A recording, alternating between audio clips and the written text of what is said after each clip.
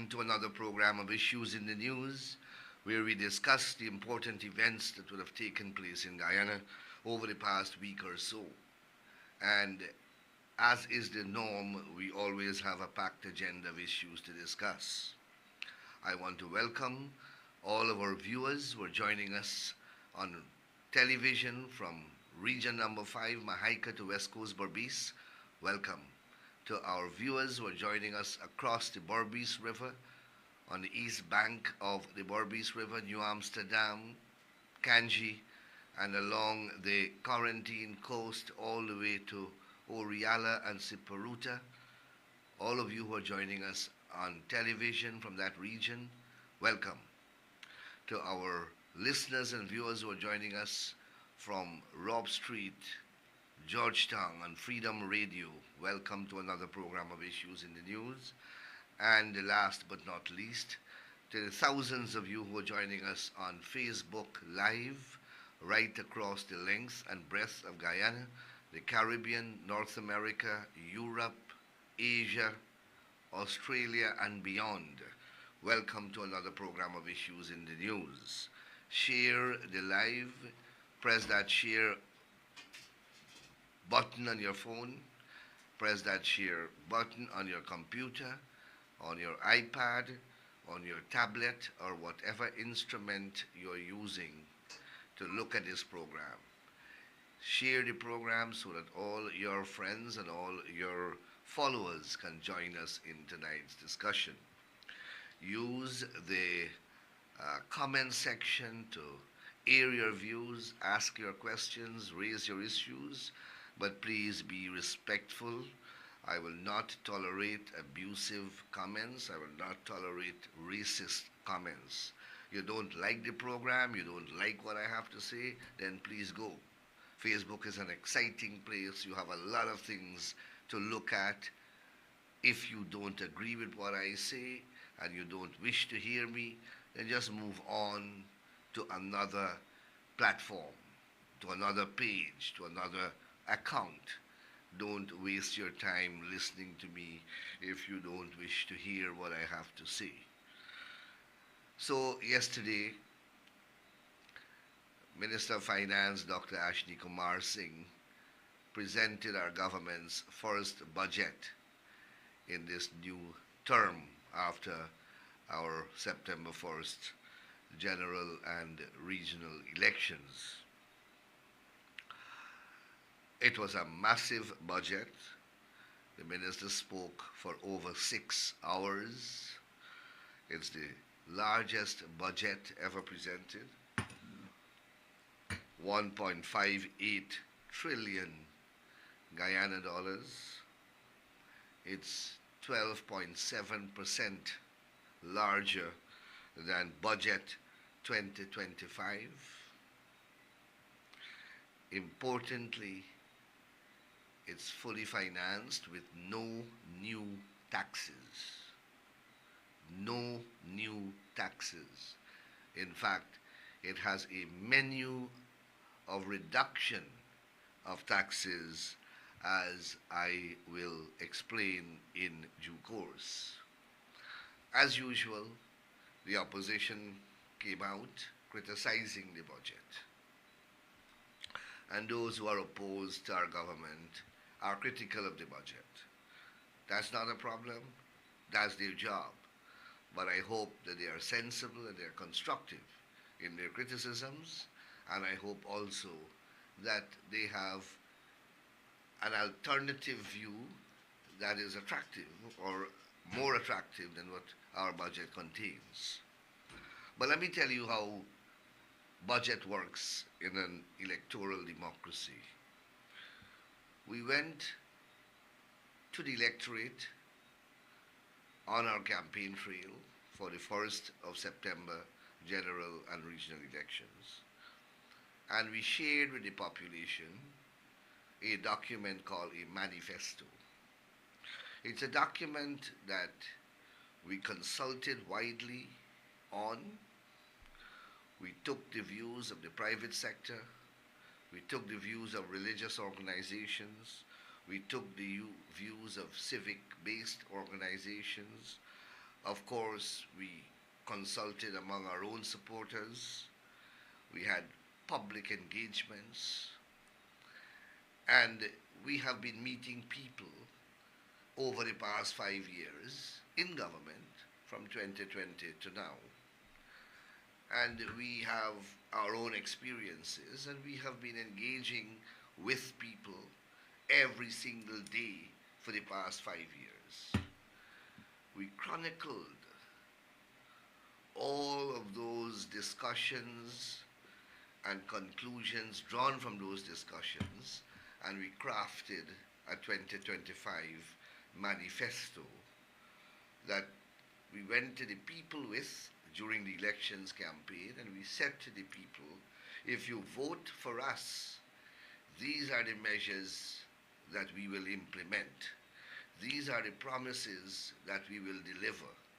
These are the policies that we are going to promulgate over the next 5 years. That is the pact which we entered into with the people of Guyana during that elections campaign. We campaigned across the length and breadth of this country, and the content of our speeches came directly from that manifesto. And we told the people that if you voted for us, then we are going to implement these promises and these policies. The people went to the polls and they voted resoundingly for us. We received the most votes that a political party has received since democracy was returned to this country in 1992. We got 37 seats in the National Assembly, over 55% of the votes cast at those elections. What that means is that the majority of the people of Guyana accepted our manifesto. They accepted the policies. They voted for those programs which were contained in that manifesto. And they elected us to government. We have a proud and verifiable record of implementing our manifesto promises. No one can accuse us of making promises which we do not deliver. So, as we have done after every single elections, we are now in the process of implementing those manifesto promises and those manifesto programs. And this budget of 2026 constitutes the first installment of the implementation of those policies and programs. And in that regard,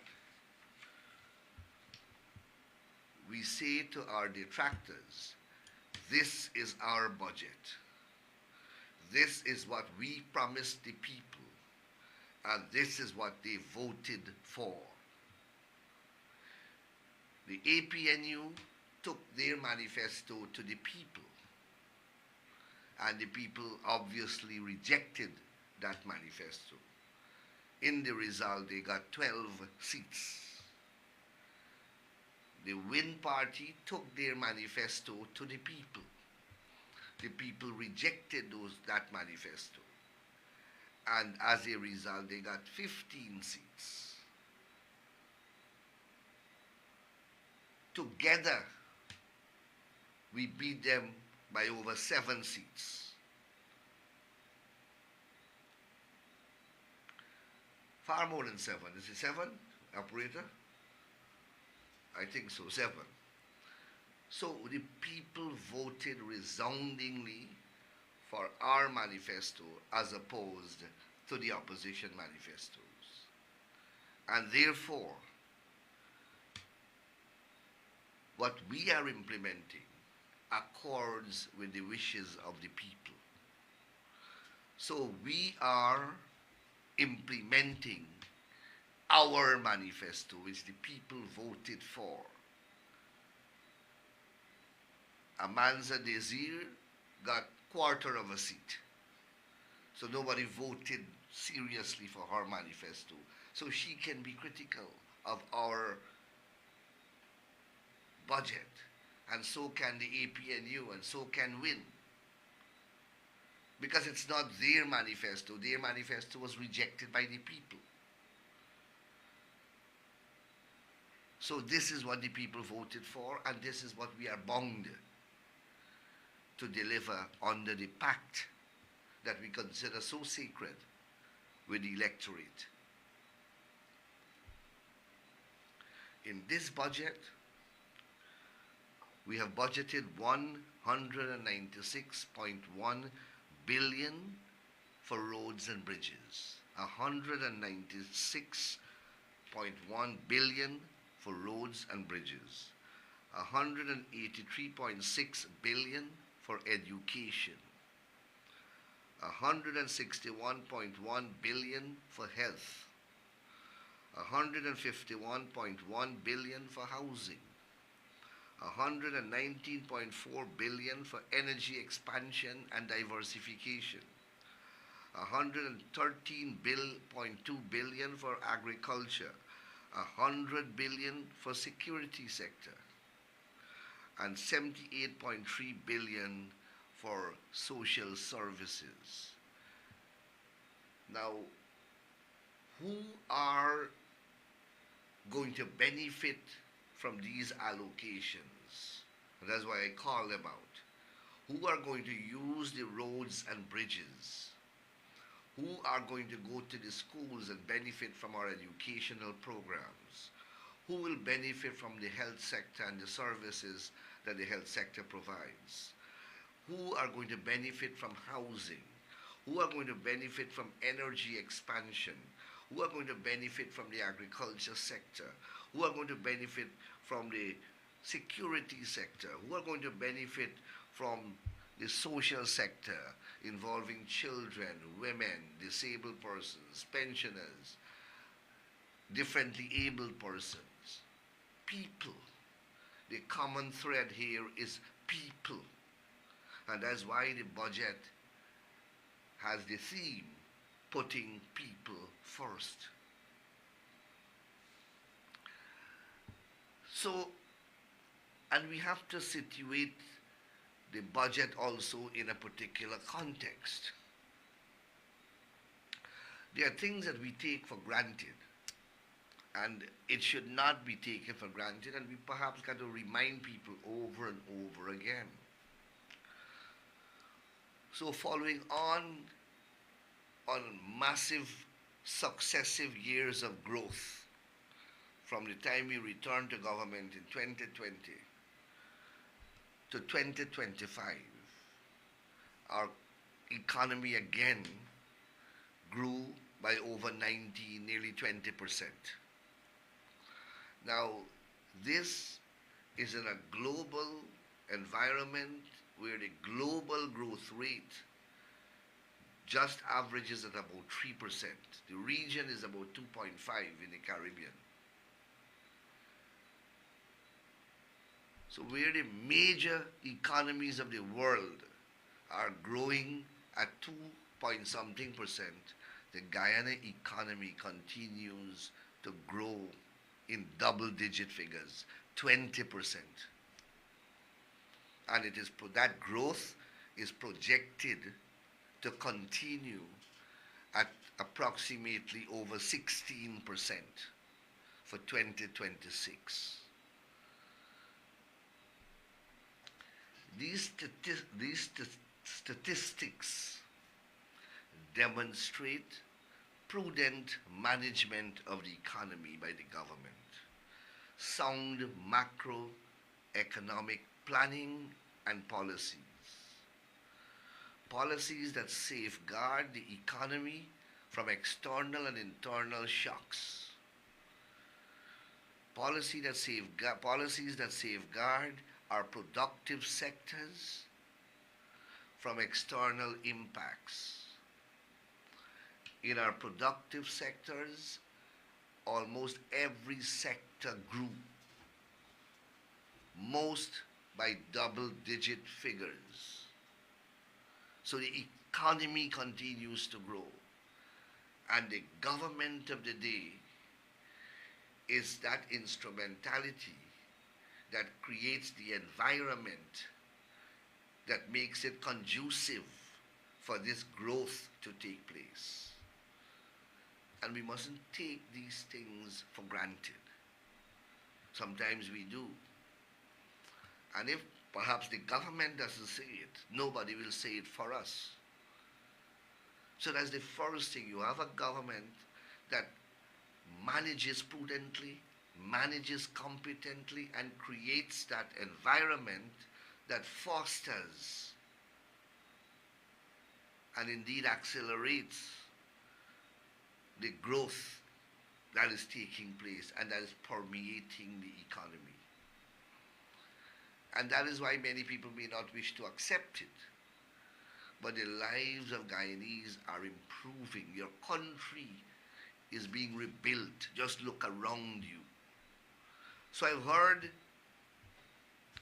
the criticism that we are spending too much money in infrastructure. So we went to the people and we promised them proper infrastructure. We promised them to build back and build out the remaining community roads that have to be rehabilitated. We have to build out the country. We started because of the Burnham and the PNC dictatorship. We were lagging behind every other country. Countries have built out their roads years ago.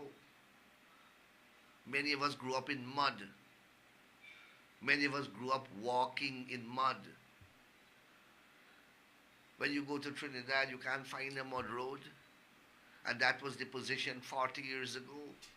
You go to the smaller islands, there is no mud road. And that's 40, 30, 50 years ago. But Guyana had mud roads. So we have to keep building out these things because the country was stagnant for 30 years under the PNC dictatorship. You got to understand that. So yes, we have to build, we have to spend on infrastructure more than any other country. And then you're dealing with a comparatively large landmass. You want to continue walking in mud. And that is the truth. And that is what we are building out.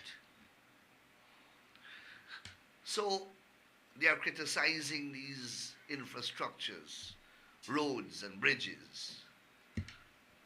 So should we not have built the Bharat Jagdeo Demerara River crossing? Should we not have built that? Do you see how majestic that thing is? You see how many people are benefiting from that? Should we not build out the 4-lane highways? Should we not build a 4-lane highway from Mahaika to Georgetown to Sheriff Street? Should we not build a 4-lane highway from Mahaika to the Edward Village? Should we not build a 4-lane highway from Palmyra to Molson Creek? Should we not build a 4-lane highway from Ogle to Providence, connecting the East Bank to the East Coast? Should we not continue to build the alternative East Bank Highway from Craig to Landacanan, and then from Landacanan to Soosdijk? Should we not build out or continue to complete the Linden-Soosdijk rehabilitation works? Should we not continue to complete the Mabura to Linden Road? And then the other leg, the Mabura to Kopari? Should we not do the Parika to Goshen Road? Should we not do the Crane to the other, highway there on the west coast? These are new roadways. They create opportunities. They create investment opportunities. They open lands. They make properties valuable. They, they literally save hundreds and thousands of hours of people spending in traffic, converting that to productive hours. Look at the farm to market roads that we are building at 52 Village, from the highway all the way to the public road all the way to Kanji Creek. Should we not build these roads? Should we not build a 4-lane river crossing across the Berbice River? Should we not build a crossing at Wisma? Should we not build a crossing at Kurupukari? Should we not build a crossing at Kokwani? That is what the budget is. Those are the projects that are in the budget. And those are the promises that we made to the people. To build municipal airports at Rose Hall. To build a municipal airport at Letham. International airport. How do you want us to transform this country? We have to start to build out the bridges. That is what transforming the country is. And who's benefiting from all of this? Who are we building it for? The PPP and PPP supporters alone? Those very ones who are criticizing want to drive Rolls-Royce and Lamborghinis on these very highways. But they criticize it.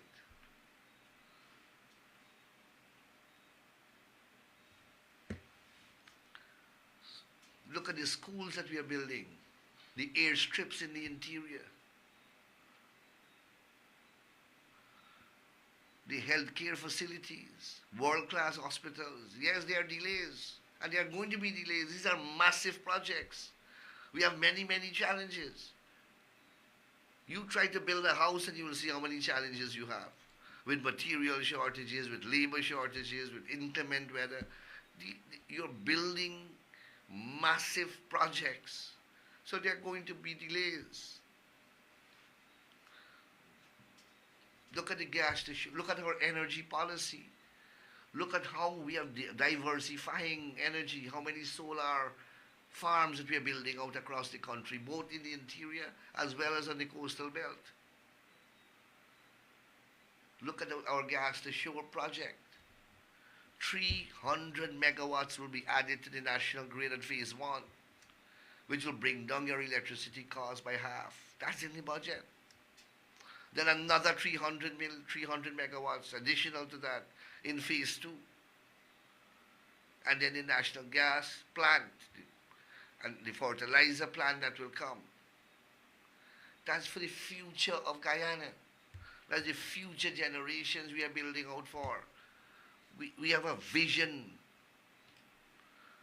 We have a vision of creating a Guyana for 2030 and beyond. That is what this budget is about. But if people can't see it, then that's not our fault. People are like that. Some people are endowed with vision and some are not. All of us are not born equally.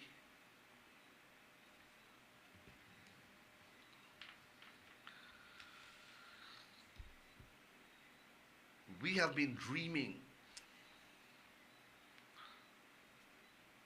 of a law school being built here for decades. Cherry Jagan first took a proposal in 1995 to the Council of Legal Education to construct a law school, a regional law school in Guyana. Since 1995, President Dr. Jagan took a proposal to the CARICOM heads of government and to the Council of Legal Education. It was rejected, and many, many attempts were made thereafter.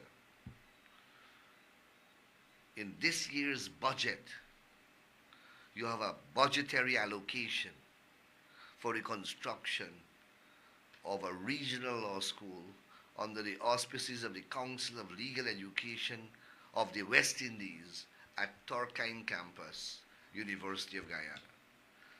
That is a remarkable accomplishment. I keep saying to Guyanese of this generation that they are the most fortunate Guyanese to have ever lived. What past generations of Guyanese dreamt of, what they struggled for, what they toiled for, this generation of Guyanese are reaping and realizing those sacrifices and realizing those dreams. And we must not take this for granted. And this budget is delivering on those dreams. You know how many generations of Guyanese suffered to cross the Demerara River? Today, look at the bridge. You can cross it in less than 2 minutes. Less than 2 minutes. And you don't have to wait for it to open and close. You can cross it any hour. You know how many generations of Guyanese walked in mud? Today you can hardly find a mud street in this country. You know how many Guyanese never drove on a proper highway? Today we are building out highways. The Parika to Goshen Road is a road dreamt of by Cherry Jagan, since in the 50s. Today it is becoming a reality. Generations dreamt of these things. A bridge across the Berbice River was a dream that we realized without oil. You know how many generations of Guyanese suffered to cross that river? Those of you who live in New York, you know what you went through when you had to come from the airport and sleep at the stelling. We are now building a 4-lane bridge because the current bridge can't take off the expansion that will take place in Berbice. You know how many generations of Guyanese dreamt of a bridge across the Quarantine River? This budget provides budgetary allocation for that project. You know how many generations of Guyanese lived in blackouts? Within the next 2 years,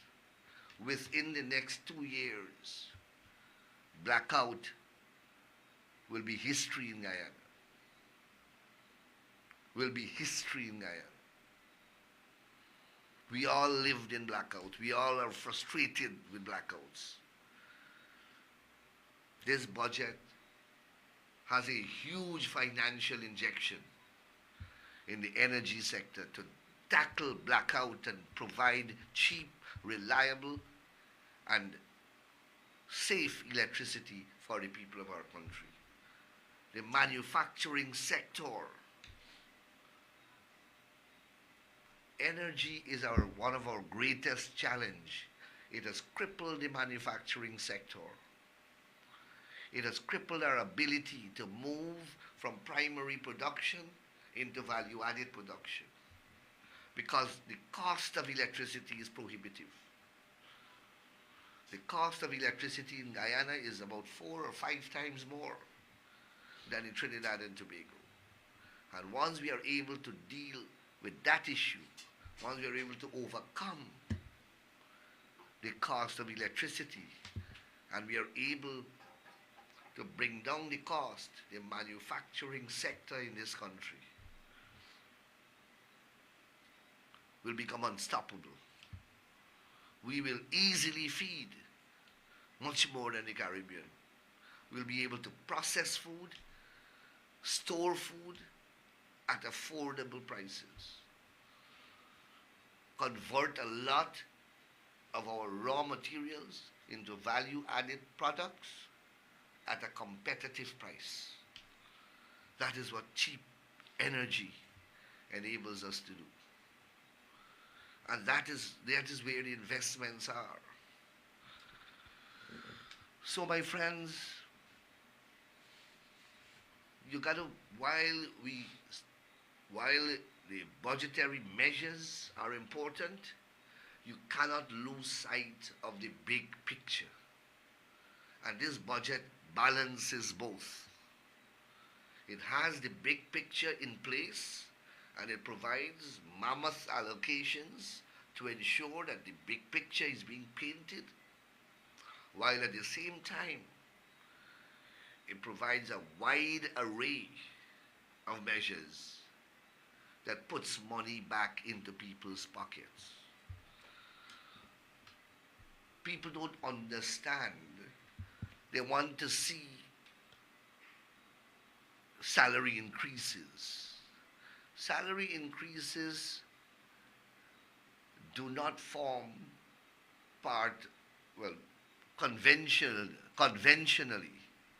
salary increases are not part of our budgetary process. That comes as a separate measure later down the year.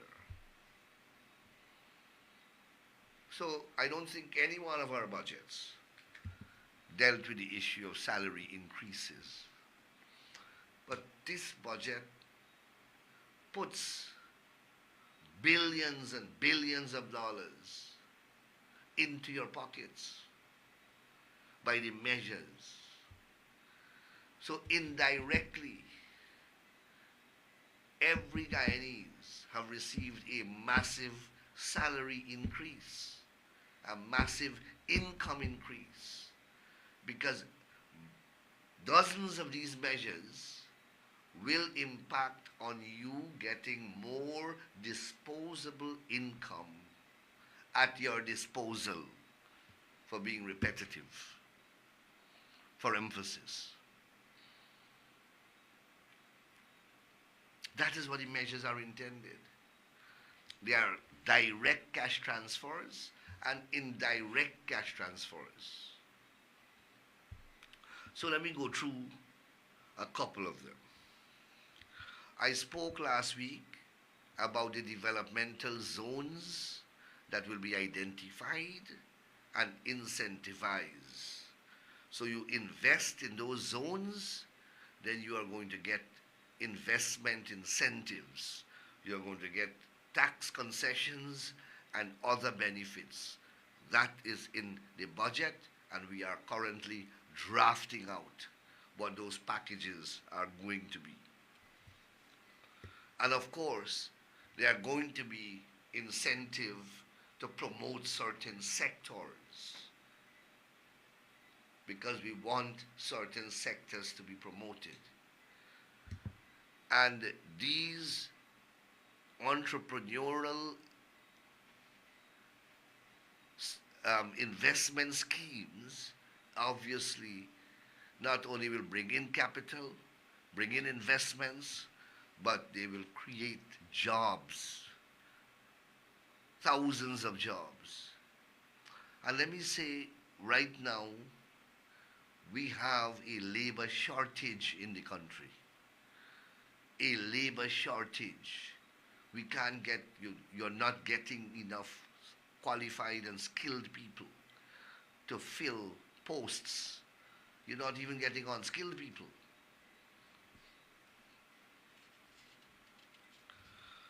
The government will remove corporate taxes on agri-industry and agro-processing industries. So you don't have to pay corporation tax. Corporation tax is a huge tax on your turnover. If you're in the agriculture business, incorporate your company, and you don't have to pay corporate taxes. In agro, or agro-processing, all the rice mills and all these ventures, corporate taxes have been removed. You know how much billions of dollars you're speaking about there in corporate taxes?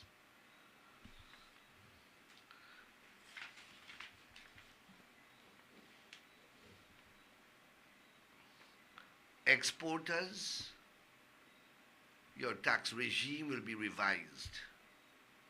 So those who are exporting, you will pay less tax on your products. It will enable you to become more competitive, and you can obviously increase your profit range. We're removing VAT from local furniture manufacturing and jewelry, local jewelry. Somebody told me that poor people don't wear jewelry. Well, I don't know. I never carry out a survey. Everybody I know like jewelry. I like jewelry. I got my gold ring. You don't have to pay VAT. And everybody needs furniture, whether you're rich, whether you're poor, whether you're office or at home. You need furniture. And once it's local, you pay no VAT. Again, this simple measure is going to reduce the price of locally made furniture. It will increase the sale of locally made furniture. It will decrease the price and increase the sale. And it is an incentive also for more persons to go into furniture. And remember what we said. We are giving lands specifically to local furniture manufacturing ventures to remove you from the bottom house operations. That's another manifesto promise. And money is in the budget to develop and prepare those lands to move you.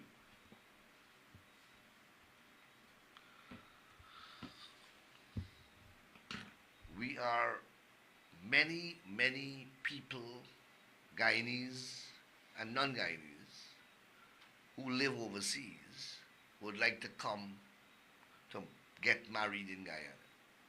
And we are promoting Guyana as a marriage destination. We have a lot of five-star hotels. We have many natural facilities. You can go and marry in the Ropononi, in Lesem, in the interior, wherever you wish. You can go and marry at the top of Kaijor Falls if you wish. We are promoting destination weddings. And we are going to adjust the Marriage Act that has a requirement in it for persons to be in country for a minimum of 15 days prior to the application for the marriage license. We are going to remove that period of 15 days. In fact, there will not be any time requirement. So you can just come into the country and obtain your license for marriage.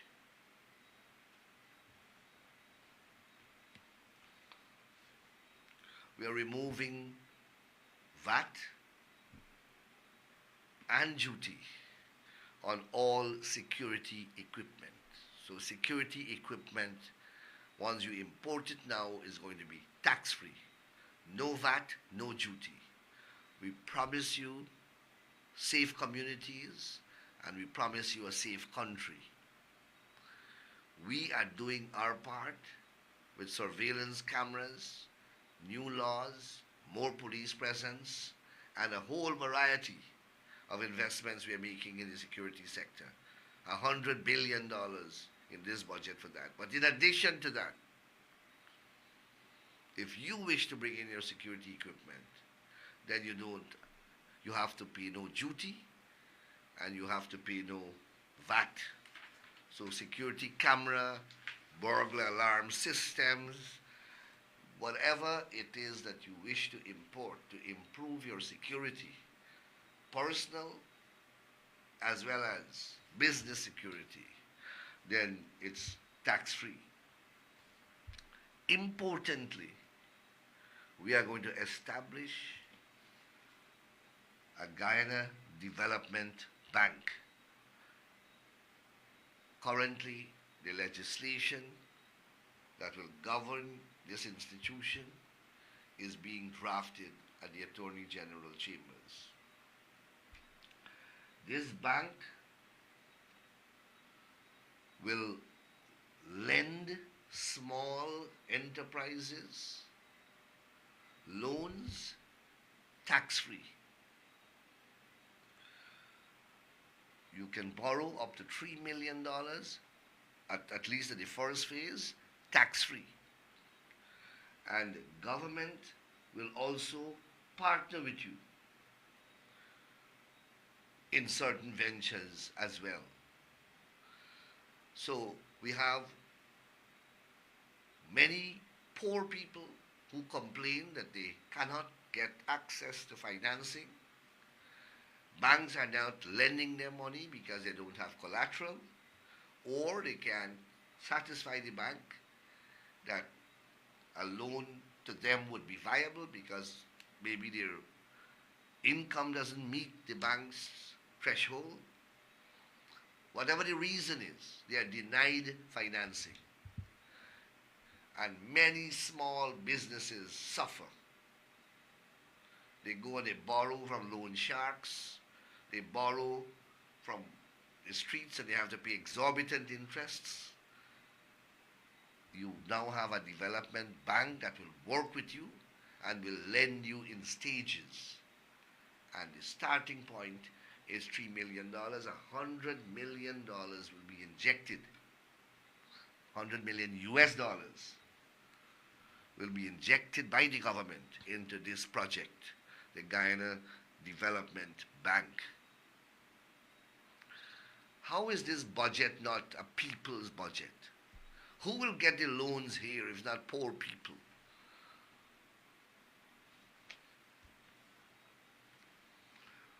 We are reducing the ceiling further, rather increasing the ceiling for low-income borrowing at concessionary rates. Right now, remember it was, I think it was at 12 million first, then it was raised to 20, now we are raising it to 30 million. So you can borrow up to 30 million and you pay somewhere about 5%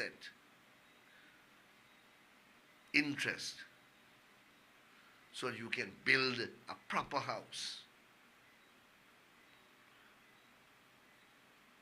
And we are going to extend these facilities not only at commercial banks, but insurance companies will also be offering this loan facility to that income bracket. 30 million you can borrow at a rate of about 5.5%.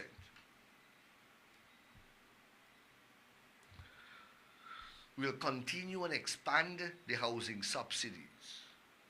So $7.5 billion has been allocated. The cement and steel program will continue. Thousands of persons have benefited from this. So not only are we giving you your house lot at a concessionary rate, we are facilitating a loan for you at a concessionary rate, and we are now helping you to build. Right now the program is the cement and steel program, but that will increase. And 7.5 billion has been allocated. The policy framework is being worked out. How this $7.5 billion will reach to the people who apply for it. Those, and they will be published and publicized so that you will know. Vehicle ownership, as we promised during the campaign, we have reviewed them and we are making the adjustments as we promised. So double cab pickups, that's a necessary thing in Guyana. Pickups are driven widely in this country. People love pickups in this country, and it's good for the distances that we have and the roads that we have in Guyana. And double cab pickup has been a prohibitive vehicle because of the duty that were leviable on these types of vehicles. They carry the same duty as the big SUVs. And that was always a prohibitive measure. That has been removed and standardized now. 2 million on double cab pickups, less than 2000 cc, irrespective of age. So less than 2000 cc, you bring in a brand new vehicle, just $2 million. Flat. $2 million. And 3 million flat rate if you bring in between 2000 and 2500 cc, irrespective of age. I know that this is a very, very popular measure, and we promised it during the elections campaign, and again we are delivering it. We are removing VAT from all vehicles below 1500 cc. So any vehicle below 1500 cc, no VAT. And recall, we already imposed a flat rate duty on those classes of vehicles at $800,000. So you can bring in a 1500 cc vehicle new, and the only tax you'll have to pay is $800,000 duty. No VAT. Hybrid vehicles, we are removing VAT on all electronic or hybrid vehicles. And this is in keeping with our low carbon development strategy, as well as our commitment to adjust taxes and duties on vehicles. Significantly, the ATVs that are being used so widely in our interior regions, in the hinterland regions, the ATV is the go-to vehicle. That we are removing all taxes. So all all-terrain vehicles, the ATVs, no taxes whatsoever. So the miners and the Amerindian brothers and sisters, no tax on your ATVs. How can people say that this budget is not people-oriented? Outboard engine, all taxes and duties up to 150 horsepower. And that's a big engine. 150 horsepower is a big engine. And up to that, you pay no taxes. It's tax-free. Thousands of persons in the riverine areas, our farmers, the Amerindians, are going to benefit from this measure. The fishermen, because they use these Yamaha outboard, or well, let me not mention the brand before I accuse of promoting a brand. But anything below 150 horsepower, which is a fairly big engine, tax-free. We are going to continue our no tax policy in relation to fuel.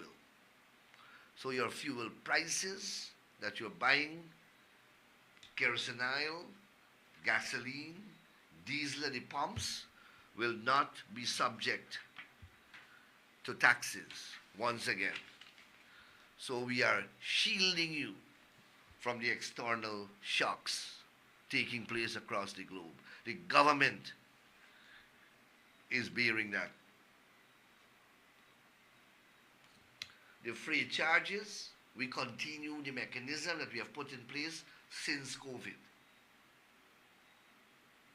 whereby we are charging you the pre-COVID freight,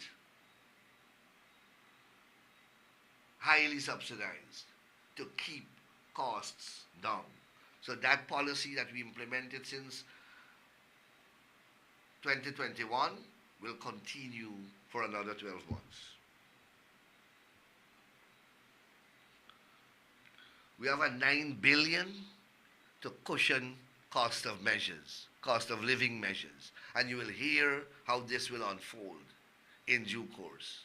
But the money is there. The policy has not yet been, the policies have not yet been articulated. But you will hear about them. The Because We Care cash grant continues to be increased as we promised. Recall that it was 10,000 in 2014, and we moved it to by 2025 we moved it to 50,000. This year we are increasing it to 60,000. 60,000 per child in every school, any school, public school, private school, etc. This measure alone is $12.4 billion. $12.4 billion being given to the parents of children. $60,000 annually. And this comes with a new initiative that we will implement for the first time this year, as again we promised in the campaign. We promised you that we will give a $20,000 grant towards transportation for children. That is in the budget. So total, you will get 20 plus 60, you will get, yes, 20 plus 60 is 80, and then you have a uniform voucher of 5,000, right? Yeah. 5,000. So that will take you to $85,000 per child per year. The uniform voucher alone is $17.5 billion. The one-off transportation grant is $4.1 billion. On these measures alone, the parents of children getting 12 and 4, 16.5, 16 and 17, 30-something billion dollars. $34 billion you're getting on these three measures alone. And of course we will continue to pay for students writing up to 8 subjects at CSEC and CAPE. 8 subjects the government paying for. My parents never had these policies, never benefited from measures like this. They paid for me to write CXC. We never had cash grant of any type. And I traveled from Georgetown, from Annandale to Georgetown to go to school. Increase in old years pension.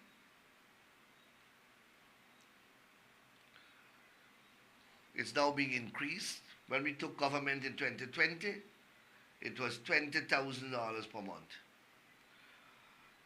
In 2025, we took it to $41,000. Now it is going to be $46,000. Old age pension, $46,000. 95,000 pensioners will benefit from this measure. So from 41,000 to 46,000.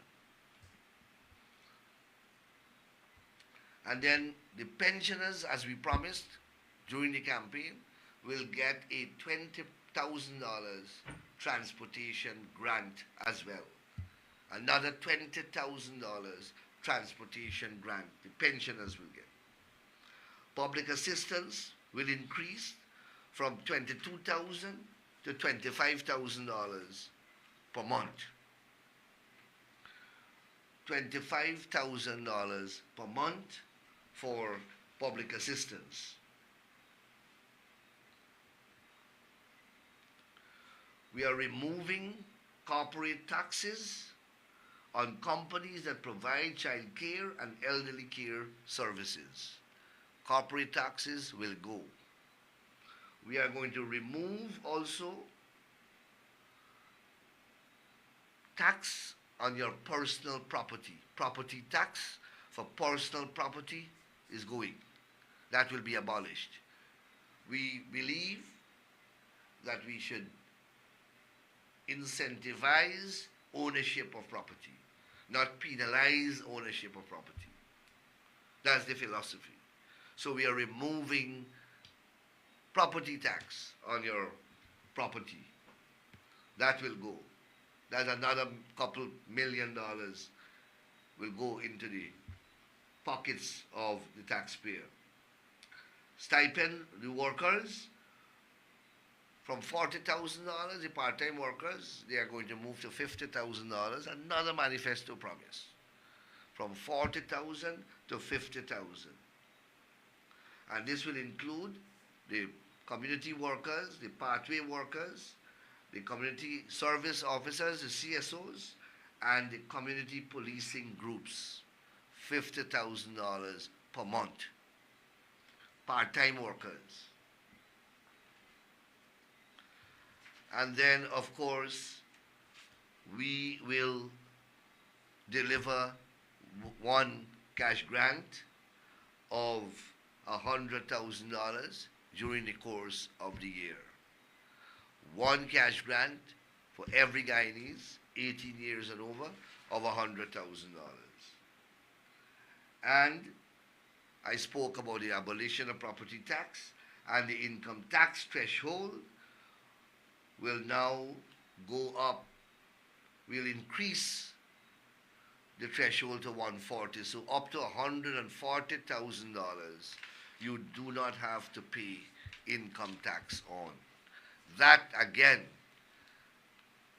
translates into another increase in your disposable income. And those, my friends, my friends, is a summary of the measures that are in the budget.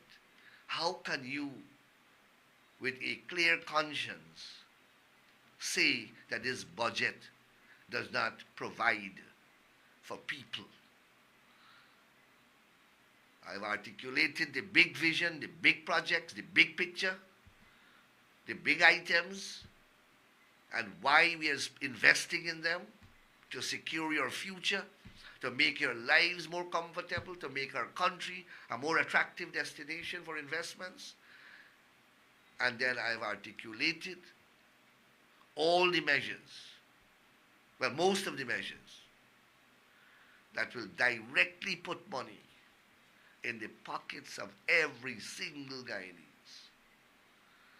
And that is what we promised the people of Guyana, and that is what the people of Guyana voted for when they gave us a resounding victory at the September 1st general and regional elections.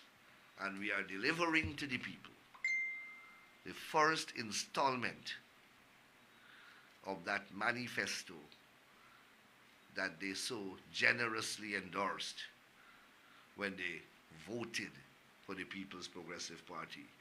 So I hope that you are now in a better place in terms of understanding the budget, and I hope that I have been clear and I've been able to articulate with clarity some important aspects of the budget. The budget is huge, and my colleagues are on the airwaves, they are on the Facebook page doing the same, and over the next few days we'll be hearing more and more explanations being done in relation to the budget. But the opposition, as I said, will oppose. It's not their budget. But the fact is that their budget, their manifesto was rejected by the people, and the people didn't elect them to government. The people elected us to government, and the people endorsed our manifesto by their election of us, and therefore we consider it our sacred duty to deliver the promises in that manifesto, and that is what we are doing. Thank you very much for spending the past hour with me. Next week, and perhaps the following week, we will not have issues in the news because I will be in the National Assembly to participate in the budget debates, and then we have to go to the estimates. So until I see you again, take care, and may God continue to bless you. Stay safe, and we will see each other in about 2 weeks' time on issues in the news. Good evening, and may God bless you. Thank you.